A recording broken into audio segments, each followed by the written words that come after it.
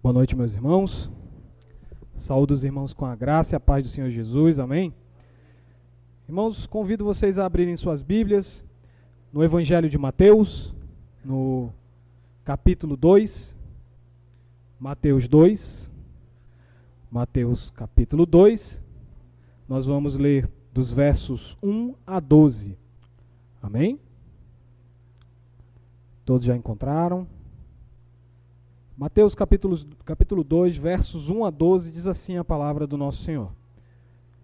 Tendo Jesus nascido em Belém da Judéia, em dias do rei Herodes, eis que vieram os magos do Oriente a Jerusalém e perguntaram: Onde está o recém-nascido rei dos judeus? Porque vimos a sua estrela no Oriente e viemos para adorá-lo. Ouvindo isto, alarmou-se o rei Herodes e com ele toda a Jerusalém. Então, convocando todos os principais sacerdotes e escribas do povo, indagava deles onde o Cristo deveria nascer. Em Belém da Judéia, responderam eles, porque assim está escrito por intermédio do profeta. E tu, Belém, terra de Judá, não és de modo algum a menor entre as principais de Judá, porque de ti sairá o guia que há de apacentar o meu povo Israel. Com isto, Herodes, tendo chamado secretamente os magos, inquiriu deles com precisão quanto ao tempo em que a estrela apareceria. E enviando-os a Belém, disse-lhes: Ide, informai-vos cuidadosamente a respeito do menino, e quando o tiverdes encontrado, avisai-me para eu também ir a adorá-lo. Depois de ouvirem o rei, partiram, e eis que a estrela que viram no Oriente os precedia, até que, chegando, parou sobre onde estava o menino. E vendo eles a estrela, alegraram-se com grande e intenso júbilo. Entrando na casa, viram o menino com Maria, sua mãe. Prostrando-se, o adoraram e, abrindo seus tesouros, entregaram-lhe suas ofertas: ouro, incenso e mirra. Sendo por divina advertência prevenidos em sonho para não voltarem à presença de Herodes, regressaram por outro caminho à sua terra. Irmãos, a gente está dando então continuidade à nossa série de pregações no Evangelho de Mateus. E o que a gente tem observado nessas pregações, domingo após domingo, esta é a terceira, é a história de Jesus. Temos acompanhado, temos seguido isso, a gente está seguindo essa história. Temos observado essa história desse Jesus como um bebê que nasceu da linhagem da família de Davi e que nasceu de uma virgem. E Mateus então vai para esse próximo capítulo dessa história e ele quer apresentar algumas coisas para a gente, pedindo que a gente preste muita atenção. A própria história que ele conta tem muito a ver com atenção, com seguir. Então, peço que vocês também sejam agora seguidores dessa história. Foquem completamente suas atenções nessa história. E é interessante falar disso, né? Seguir fulano, porque nos nossos tempos de internet, é muito normal dizer: eu sigo fulano, eu sou o seguidor da página do cicrano. Só que essa coisa de seguir alguém, seguir algo, não começou com a internet. Faz parte de quem nós somos, seres humanos, seguir pessoas, seguir ideias. Só que a grande questão dessa verdade sobre nós é que ela é espiritual. Os nossos corações foram feitos para seguir coisas e pessoas. Só que eles foram feitos para seguir a Deus.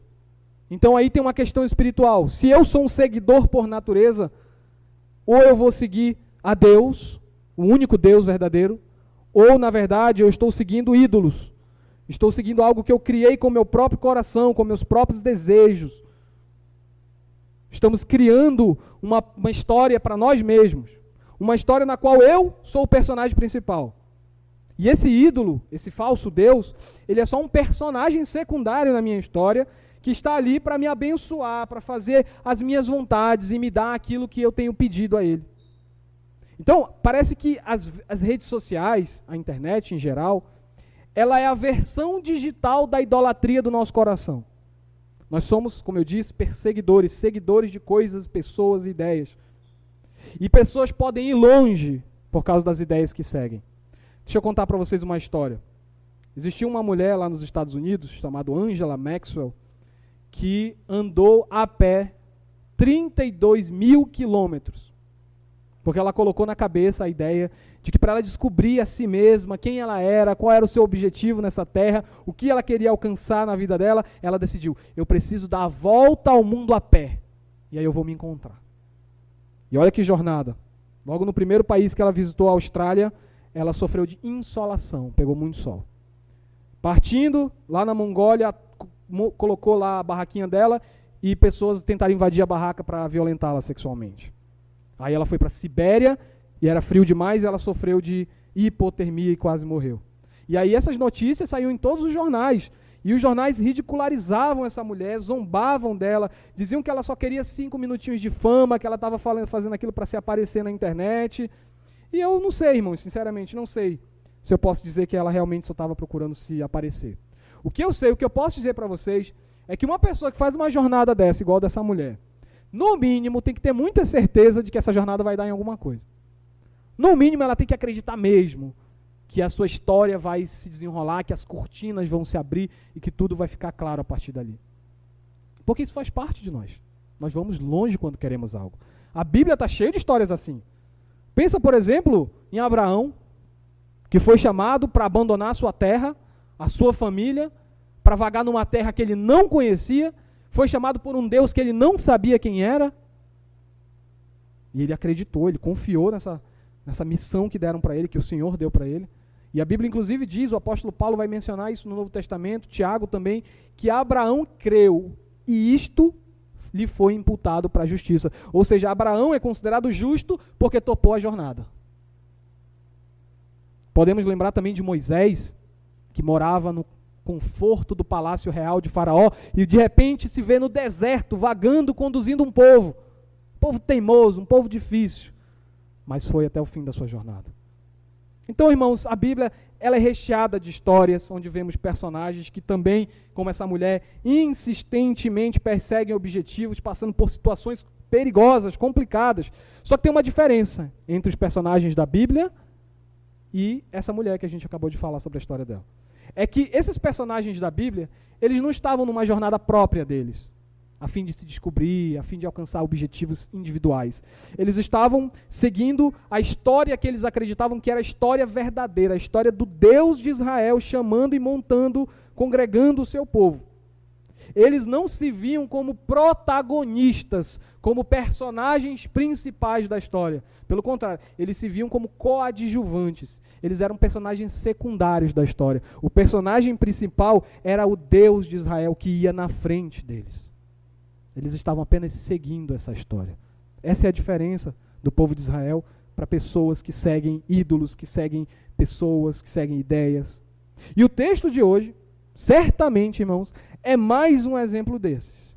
De pessoas que param o que estão fazendo, param a sua vida para seguir algo que consideram importante. Só que tem um extra nessa história de hoje.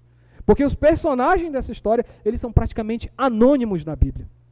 Então não são estrelas, são personagens anônimos.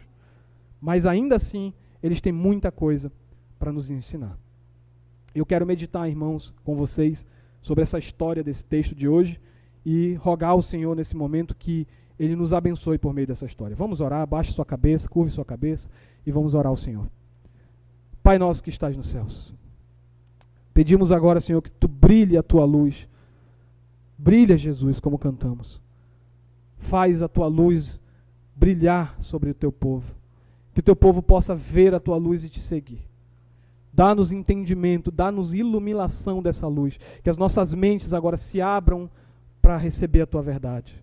E que não haja, Pai, nenhum outro assunto concorrendo com a nossa mente. Que nós possamos agora esquecer das tribulações dessa vida. Que possamos agora, Pai, ter as nossas mentes completamente voltadas para o Senhor. Nos ajuda, Pai. É o que Te pedimos, em nome do Senhor Jesus Cristo. Amém.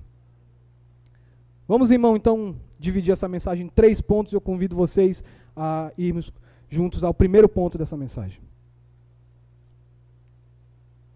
Jesus chama todos a participarem da sua história, a entrarem na sua história. Nosso primeiro ponto, irmãos, a gente vai olhar para os versos 1 e 2 desse texto. Foque aí no verso 1 e 2. Porque a gente precisa, antes, na verdade, de falar do verso 1 e 2, fazer uma recapitulação. Para quem não estava aqui nos domingos anteriores, o pastor Melquiades começou a expor esse livro de Mateus. E aí, na primeira mensagem, o que a gente viu? Que Mateus está preocupado, Mateus, o escritor desse evangelho que a gente está lendo, o evangelho de Mateus, ele está preocupado em mostrar provas para a gente, que é leitor, de que Jesus é o verdadeiro rei de Israel, que Jesus é o Messias. Essa é a preocupação de Mateus, dar provas de que Jesus é um rei verdadeiro. E aí qual é a primeira prova que ele dá, que a gente viu lá 2 semanas atrás com o pastor Melquiades? Primeira prova é, esse rei é da família real, ele tem o sangue real, ele é parente de Davi, o pai dele, José, é da linhagem de Davi, portanto está ligado a Abraão, então é da família real. Não foi isso que a gente viu 2 semanas atrás? Quem estava aqui se recorda? Então, primeira prova, ele tem o sangue de Davi. E aí na semana passada nós vimos a segunda prova da realeza de Cristo. Ele é o rei verdadeiro. Por que eu posso provar que ele é o rei verdadeiro? Porque ele nasceu de uma virgem. E não é só porque isso é milagre, não. É porque haviam profecias que diziam que o rei de Israel iria nascer de uma virgem. Está lá em Isaías 7. Então, cumpriu a profecia de Isaías 11. Ele é parente de Davi. Profecia de Isaías 7. Ele nasce de uma virgem. Então já temos 2 provas, irmãos. Jesus é o verdadeiro rei. E aí no início dessa passagem, Mateus apresenta a terceira prova de que Jesus é um rei verdadeiro, legítimo. Que prova é essa? A terceira prova é, ele nasce em Belém. Pode passar despercebido para você quando você lê esse texto e diz aí no verso 1, tendo Jesus nascido em Belém da Judéia. Parece simples essa informação, é só uma informação de curiosidade, onde ele nasceu. Não.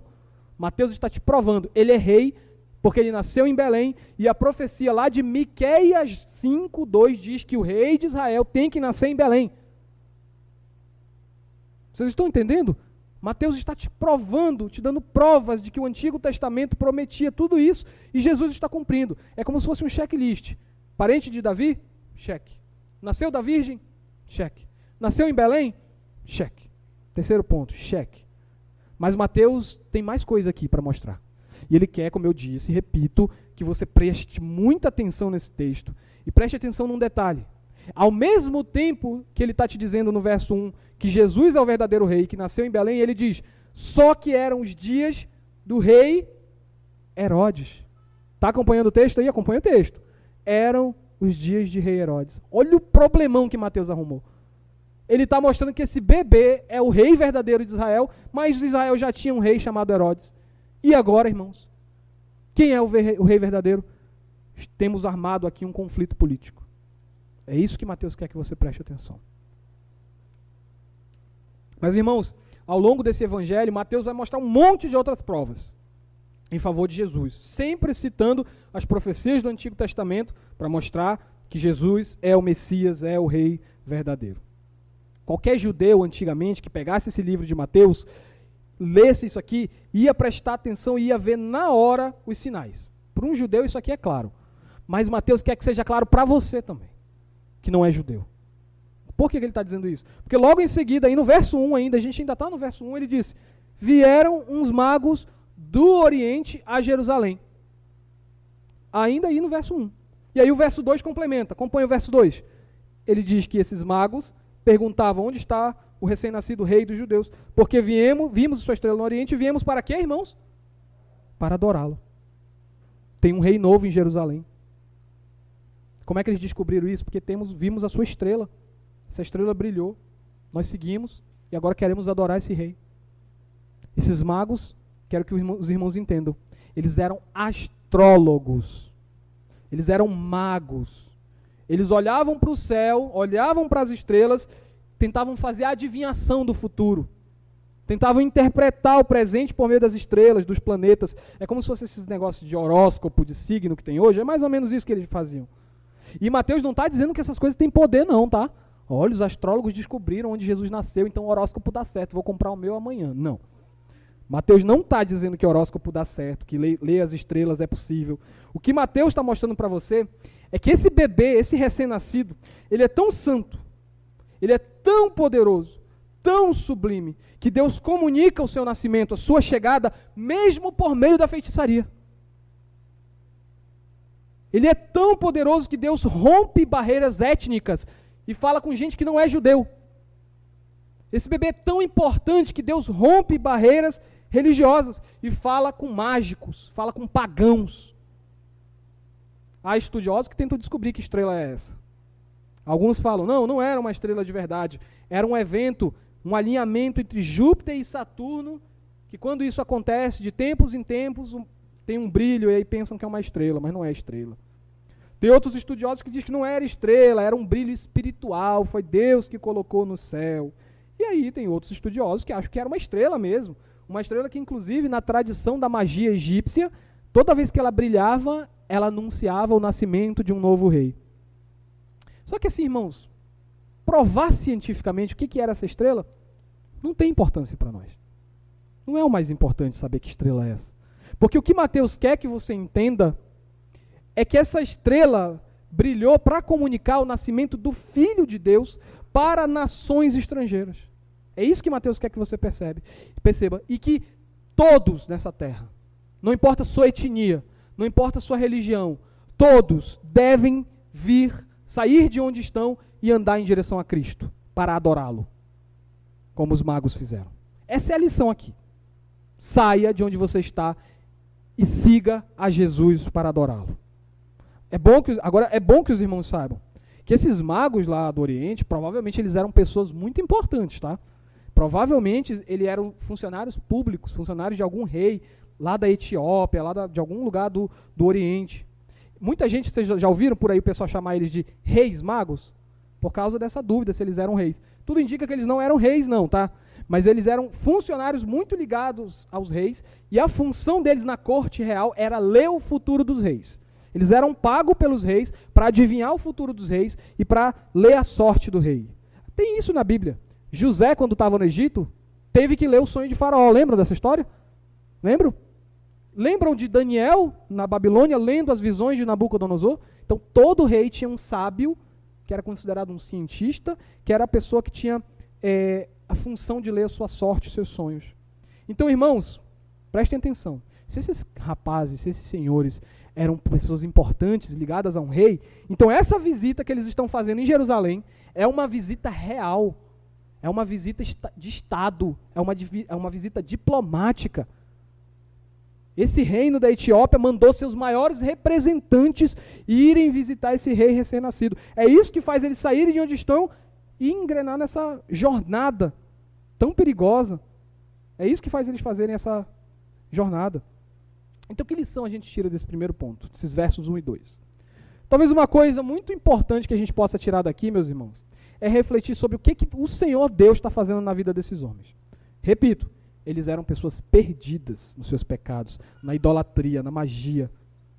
Mas agora eles estão graciosamente em busca do Rei Jesus para adorá-lo. Então, de alguma forma, irmãos, eles tiveram a história deles mudada, graças à luz de Cristo. Então, o que eu que estou aqui hoje, me considero já um cristão, o que eu tiro de lição dessa história? Ora, que a minha atitude, no mínimo, tem que ser parecida com a deles. Se a luz de Cristo já brilhou para mim, no mínimo, eu tenho que estar caminhando em direção a essa luz. Então, eu não posso olhar para a minha vida hoje e perceber que eu estou no mesmo lugar que eu estava 10 anos atrás. Porque Cristo te chama para adorá-lo. Esse é o resumo, essa é a lição desse primeiro ponto. Que direção você está seguindo? Você está seguindo em direção a Cristo? Observa isso, para pensar a tua vida, anos atrás e agora. A jornada que você está fazendo em direção a Cristo, ou você tem vivido a sua própria história, os seus próprios sonhos, os seus próprios desejos? Você tem seguido a luz que Ele brilhou no horizonte, ou você tem seguido você mesmo, porque você é a própria luz da sua história, você é a sua própria estrela guia? Pensem nisso, irmãos. Assim, todos nós precisamos olhar para essa luz. Crentes ou ainda não crentes. Todos nós precisamos olhar para esse Senhor poderoso que faz o céu brilhar e dizer: Senhor, me guia. Faça essa oração. Senhor, me guia. Senhor, me conduz pelos teus caminhos, não pelos meus. Senhor, me põe na tua história, Senhor. Não me deixa, Senhor, na minha própria história. Eu quero viver a tua história, Senhor. Essa deve ser a nossa oração. Amém, irmãos? Vamos ao nosso segundo ponto. Nosso segundo ponto, eu quero fazer vocês olharem junto comigo para os versos 3 até o 8. E eu quero que vocês percebam que esse roteiro da história de Deus, ele tem uma coisa muito boa sobre ele, que é o fato de que o final da história já está revelado.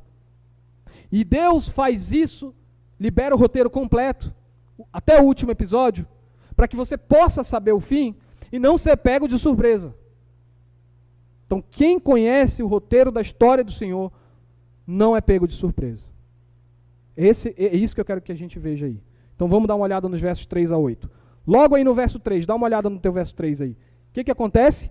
Herodes, né, que é o rei da província da Judéia, ele se assusta com essa notícia de que haviam magos que vieram do Oriente procurando um novo rei, um recém-nascido. Imagina Herodes recebendo essa notícia.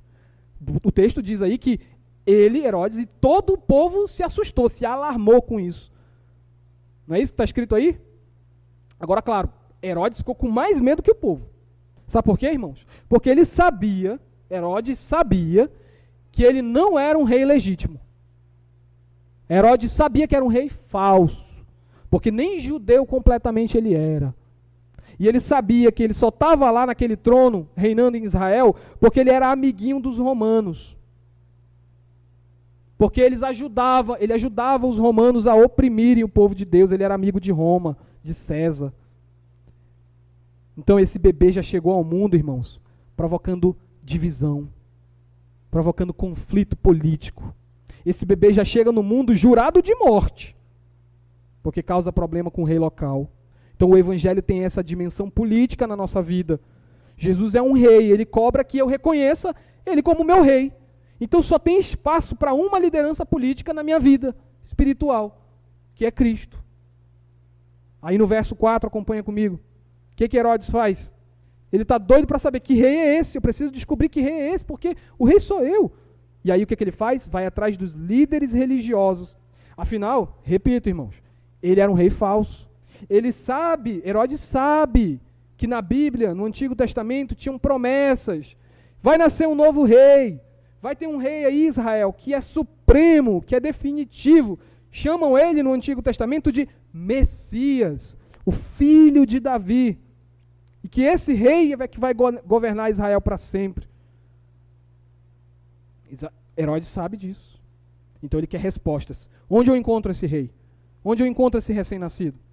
E ele vai atrás dos sábios. Ele vai atrás dos teólogos, dos fariseus, dos escribas. Ele encontra esses homens, e aí no verso 5, olha o que acontece, acompanha o verso 5. Os sacerdotes e os escribas vão falar com Herodes. Herodes pergunta, onde é que esse neném vai nascer? E aí o que eles respondem? O Messias vai nascer em Belém. Agora, olha só como eles eram inteligentes. Ainda citam texto bíblico de base. Eles dizem, verso 6, porque vai se cumprir, né, por intermédio do profeta, diz no verso 5. E aí o verso 6, eles estão citando um texto do Antigo Testamento, irmãos. Os homens eram bons de Bíblia. Esse texto que tu está vendo aí no teu verso 6, e tu, Belém, tá, acompanha aí, e tu, Belém, terra de Judá, não és de modo algum menor entre as principais de Judá, porque de ti sairá o guia que há de apacentar meu povo Israel. Isso aí é Miqueias 5:2. Se você for lá na tua Bíblia, não vou pedir isso agora, mas se tu for lá na tua Bíblia e abrir Miqueias 5:2, vai estar exatamente esse texto. É uma promessa. O rei de Israel vem de Belém. Então, novamente, cheque, ponto para Jesus. Ele nasceu em Belém. Herodes agora já sabe onde esse menino está. Ele está em Belém. É lá que está o verdadeiro rei. Aquele que é o dono legítimo do trono em que Herodes está sentado. O que vocês acham que Herodes vai fazer agora? Ele vai mandar uma comitiva para receber Jesus? Dar boas-vindas? Ele vai mandar os funcionários do reino dele irem lá em Belém, pegar Jesus, Maria, José, traz para o palácio, é aqui que vocês vão morar agora, você é o novo rei. Vocês acham que é isso que Herodes vai fazer? Sim ou não? Não. Ele quer a localização, e aí ele chama aí, presta atenção nos versos 7 e 8. Herodes vai atrás desses magos, o texto diz que ele pega os magos secretamente, ele vai para o cantinho com os magos, e aí diz que ele tenta usar os magos, ele quer enganar esses homens. O que Herodes quer então? Ele quer que os magos achem o bebê primeiro, certo? E aí passem a localização do bebê para ele. Para quê? O que ele quer fazer lá? Aí ele diz, quero adorá-lo também. Ah, irmãos, qualquer um lê esse texto e vê que Herodes está de mentira, está de armação. Ele quer a localização do bebê para matar o bebê. Ele quer eliminar a competição, porque ele sabe que o bebê é rei de verdade, é legítimo, e ele é falso. Então ele quer essa localização para eliminar a competição e ter o trono só para ele, ter a riqueza, ter o palácio só para ele. E aí ele decide que vai matar esse bebê. E cadê os escribas agora? Cadê os teólogos? Cadê os intérpretes da lei? Onde eles estão agora? Eles não aparecem mais no texto. A gente leu até o verso 12, nada deles. Será que eles estavam dando uma advertência em Herodes, dizendo, Herodes, você não pode matar esse bebê, porque ele é o rei de Israel. Vocês acham que eles fizeram isso?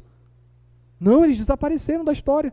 Será que então esses líderes religiosos estavam na rua gritando, Jerusalém, Jerusalém, nasceu o teu rei, está em Belém. Vocês acham que eles fizeram isso? Não. Por que eles não fizeram isso?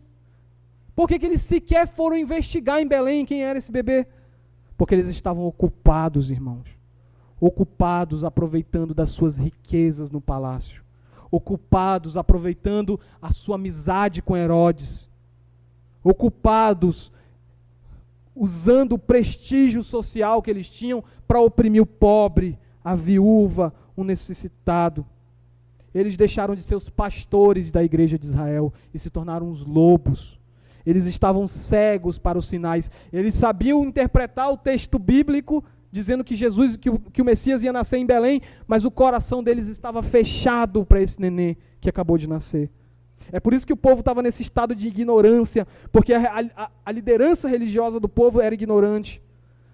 Aparentemente, irmão, se você for olhar de novo lá no verso 2, os magos saíram perguntando nas ruas, cadê esse bebê, onde nasceu esse bebê? E ninguém sabia de nada. O rei de Israel acabou de nascer e ninguém em Jerusalém sabe disso. Está o texto de Miqueias aberto, interpretado por eles, e eles não estão nem aí. Que reflexão eu quero que a igreja faça agora comigo? Você crê que Jesus vai voltar? Quero ouvir mais alto. Vocês creem que Jesus vai voltar? Então, vigiem. Vigiem. Vocês são a igreja do Novo Testamento. Vocês são os intérpretes da lei. O mundo lá fora só pode conhecer a Cristo por meio do ministério da igreja. O mundo lá fora só vai ficar sabendo da volta desse rei, da segunda vinda dele no futuro, por meio da igreja que prega o evangelho.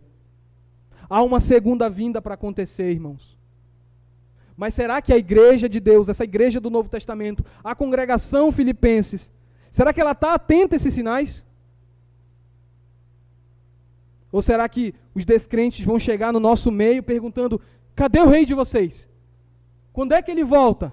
E a gente está lá sem resposta. Vamos vigiar, irmãos. Lembrem, o que Jesus ensinou? Ele vem como um ladrão. Não sabe o dia, não sabe a hora. E ele vem justamente quando você está dormindo. Então, se você não vigiar, você vai perder a segunda vinda dele. Como os fariseus perderam a primeira. Vigia, igreja. Nós precisamos da palavra do Senhor, mas não só como um livrinho de regra. Nós precisamos da palavra do Senhor como guia dos nossos corações. Nós precisamos da palavra de Deus entranhada no nosso ser. Nós precisamos da palavra de Deus igual Deus disse para Josué, lá no livro de Josué, Josué, medita nesse livro, não cesse, Josué, de meditar nesse livro, não olhe nem para a direita nem para a esquerda, Josué, antes, medita nesse livro, dia e noite, Josué. É disso que a igreja precisa, não só para decorar, mas para colocar, como o Salmo diz, guardei a tua palavra no coração. É isso que os fariseus não tinham. Que essa igreja jamais se afaste da palavra, que essa comunidade filipenses jamais se afaste dessas palavras, para que ela possa estar alerta, atenta, para que ela não durma no ponto, e para que nós possamos apontar a luz de Cristo para o mundo. Amém, irmãos? Vamos ao nosso terceiro e último ponto.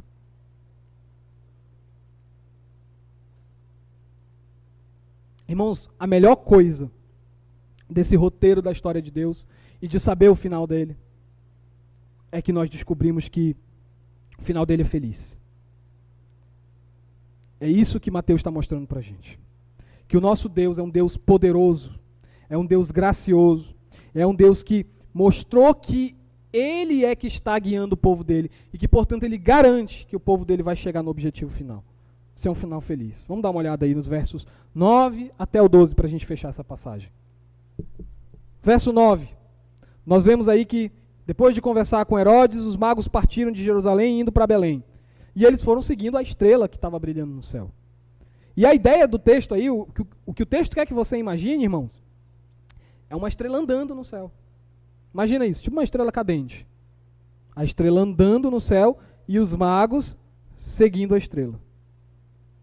Chegando em certo ponto, lá em Belém, a estrela parou de andar, parou em cima de uma casa e eles entenderam automaticamente. Opa, se ela parou, é porque o menino não está aqui nessa casa.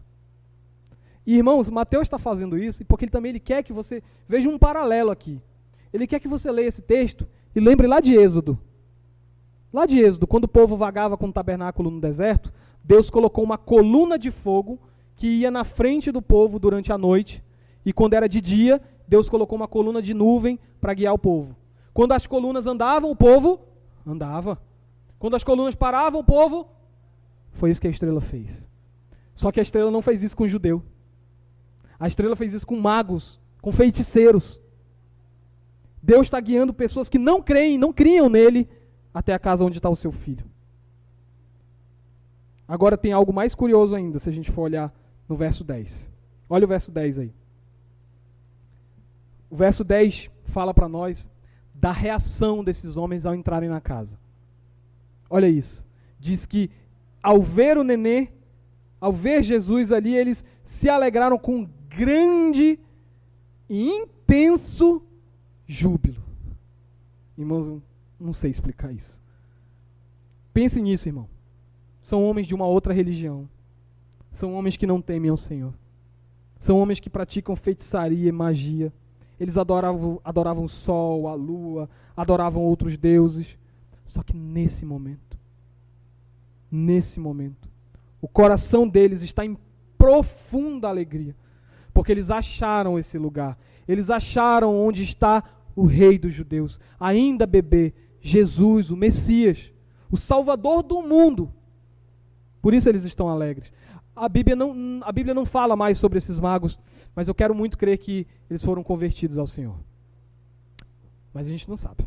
O fato é que Deus levou esses homens até lá, tirou eles lá de onde eles estavam, nas suas práticas de magia, de feitiçaria, e os levou para se alegrar na presença simples, humilde, de um bebê.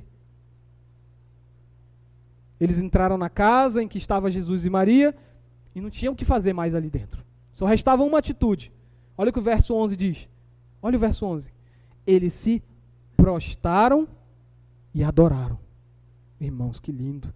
Eles se prostraram e adoraram a Jesus. E além disso, eles entregaram, abriram seus tesouros, suas sacolas ali, seus tesouros, e entregaram presentes a Jesus, porque era assim antigamente que se fazia para honrar um rei. Não sei se os irmãos lembram, tem uma história lá em 1 Reis 10, que vem a rainha de Sabá. Quem já leu essa história? A rainha de Sabá vem lá do Oriente, chega ao reino de Salomão, o que ela faz? Dá um monte de presentes para Salomão. É o que esses homens estão fazendo com Jesus, está se repetindo a história. É assim que se honra um rei. Mas eu posso dizer que só tem alegria nessa cena? Não, irmãos. Tem tristeza, tem medo, tem tensão nessa cena. Talvez você não perceba, é tanta alegria, é tanta adoração, é gente se prostrando, adorando, mas preste atenção aqui como tem medo aqui. Pense em Maria nesse momento. Pense em Maria. Será que ela estava se perguntando assim?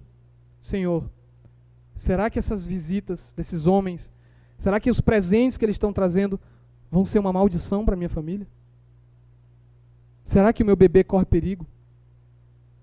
Se Herodes descobrir que estão chamando ele de rei, será que vão matá-lo? Então a mesma cena que é uma cena de alegria e adoração, é uma cena de medo. Será que o reinado do meu filho nem vai começar e vai acabar? Maria devia estar com medo. Amados, a história que Deus construiu é assim. A história de Deus é assim mesmo. O fato de a gente estar vivendo a história de Deus sendo guiado por sua luz, não significa que o caminho é só alegria. Não vai para esse negócio que digam aí fora aí. As igrejas falam aí fora, pare de sofrer. Não existe isso. As igrejas que dizem, agora é só vitória. Isso não existe. A história do crente é o roteiro de Deus. E o roteiro de Deus, ele é como uma boa história. Antes do final de feliz, tem o quê? Perigo, emoção, sensação de derrota muitas vezes. Toda história tem que ser assim. E aí vem o final feliz, vem o desfecho. O reino de Deus, quando ele chega na tua vida, quando ele chega na minha vida, ele traz bagunça para a nossa vida. Ele tira a gente do lugar de conforto. Ele apresenta um monte de conflito. Às vezes ele divide a tua família, faz com que membros da tua família não falem mais contigo. O reino de Deus faz isso com a gente. É uma boa história, irmãos. Tem um final feliz. Então, olha o que Deus está fazendo com o povo dele. Assim como os magos, Maria e o próprio bebê Jesus, todos nós estamos ali sempre cercados de perigos. Estamos sempre no meio das lutas. Mas o que a gente precisa olhar é que a luz está lá brilhando. Esse neném que parece inofensivo, ele é o rei do universo. Ele está conduzindo o seu povo. Não é à toa que a gente decora, o Senhor é o meu pastor. Então, nada, nem as lutas, nem as decepções. Olha só como continua esse texto. A gente não sabe quanto tempo esses magos passaram ali. Só sei de uma coisa, eles viraram à noite, porque eles dormiram. O verso 12 diz que durante um soninho desses aí que eles tiraram, Deus falou com eles em sonho.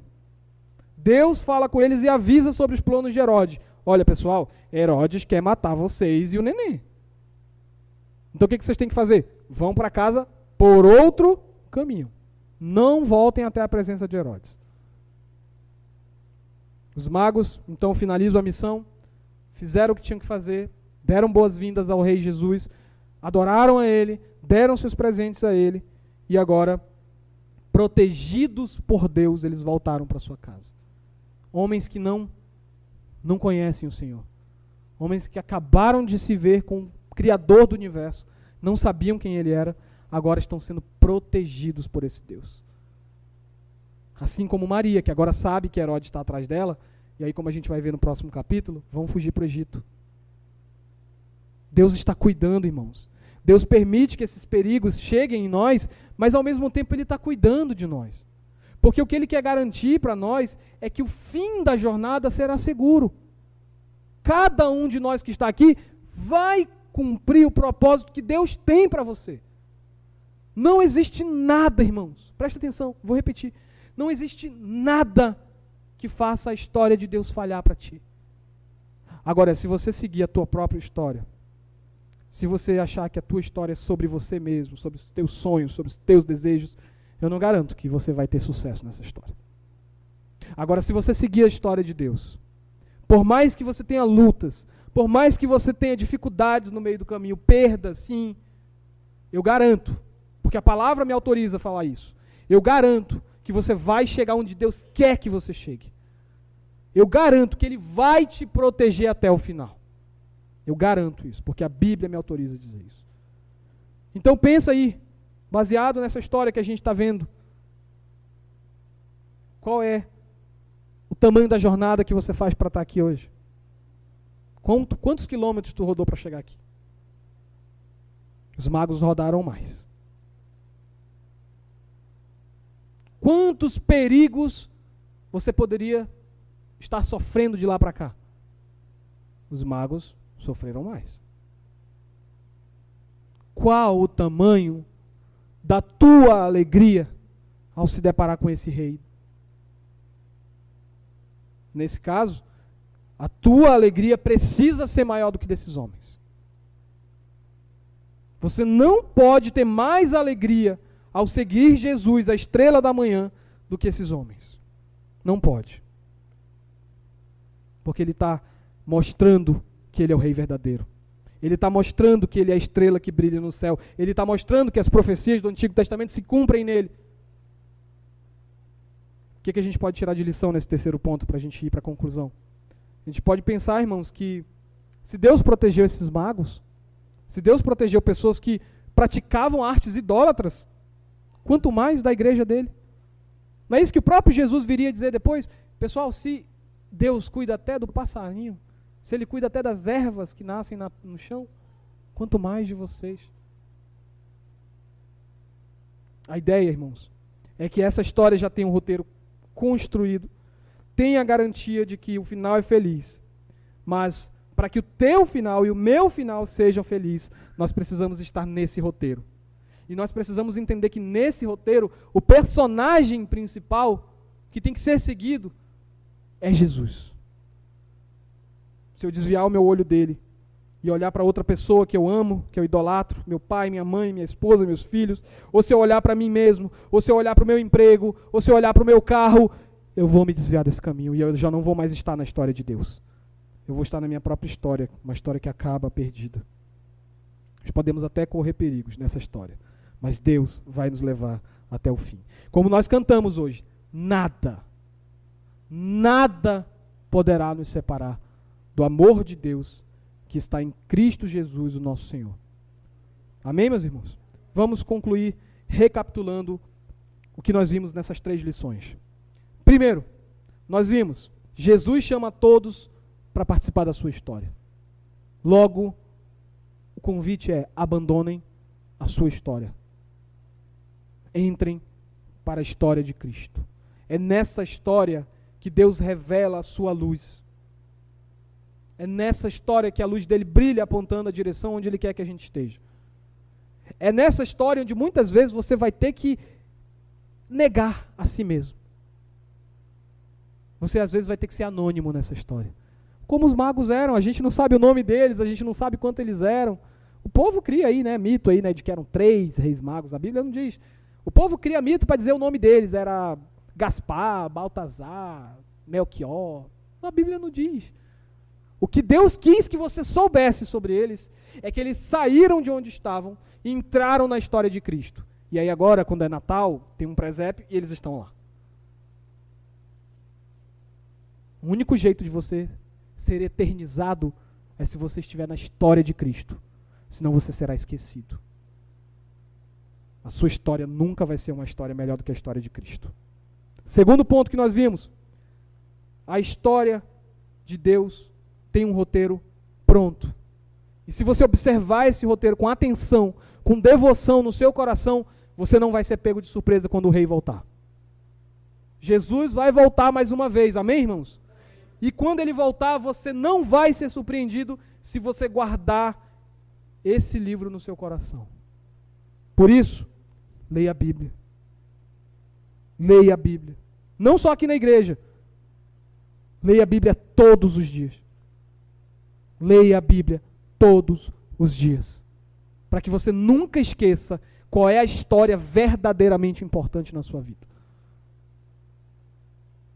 Por último, nós vimos que a história de Deus tem um final feliz.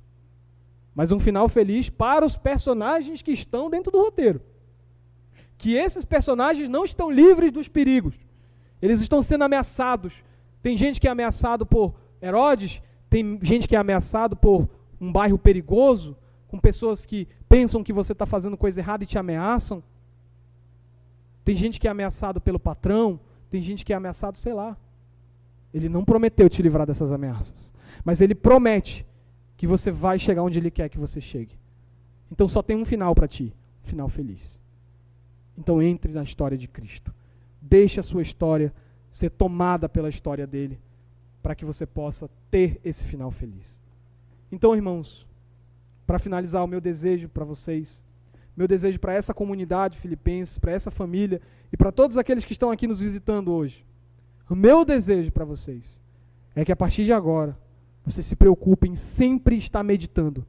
Eu estou vivendo a história de Cristo? Se você estiver, você é bem-aventurado. Que o Senhor nos abençoe nessa noite, nessa semana. Vamos orar. Baixe sua cabeça. Pai nosso que estás nos céus, nós declaramos: o Senhor é santo. O Senhor é santo, o Senhor é sábio. Graças à tua sabedoria, à tua santidade, o teu amor, a tua graça, a tua misericórdia, no devido tempo, Senhor, o Senhor mandou para esse mundo. Lá do teu alto e sublime lugar, o Senhor mandou para o teu filho, teu único filho, nascido dentro da genealogia de Davi, nascido de uma virgem, nascido em Belém, para ocupar o lugar que só ele deveria ocupar, o trono do teu povo, o trono de Israel, o trono da igreja. E agora nós, Pai, como uma parte desse povo que está aqui reunida, te rogamos, brilha, Senhor, a tua luz em nós. Brilha a tua luz, Senhor. Faz os nossos olhos se incomodarem com essa luz, que não possamos olhar para nenhum outro lugar, Senhor. Que a partir de amanhã, nos nossos trabalhos, na nossa escola, na nossa faculdade, onde quer que for, que essa luz esteja brilhando, Pai. E nós possamos sair de onde estamos e possamos seguir essa luz. 7 dias por semana, 24 horas por dia. Que nós venhamos, Senhor, a nos transformar em personagens úteis à tua história. Que nós não nos enganemos achando que a nossa história é sobre nós, sobre os nossos desejos, mas que nós colocamos o teu coração, o teu desejo em primeiro lugar e venhamos a viver essa história. Nos ajuda, Pai, nos protege dos perigos desse caminho. Nos protege, Pai, do homem mau, da seta do inimigo, do reino das trevas, do pecado lá de fora, do pecado de dentro dos nossos corações. Guarda-nos, Senhor, como pastor que o Senhor é. Cuida-nos com o teu cajado, direciona os nossos passos. Que esse povo, o povo da igreja filipenses, que aqueles que estão ouvindo essa mensagem, possam encontrar essa luz nas suas vidas e possam ser direcionados para ti sempre. Que ninguém aqui se pergunte, para que eu fui criado? Que todos saibam, eu fui criado para ti, Senhor. Brilha, Senhor, em nossa vida. Te pedimos em nome do Senhor Jesus Cristo. Amém. Amém, irmãos.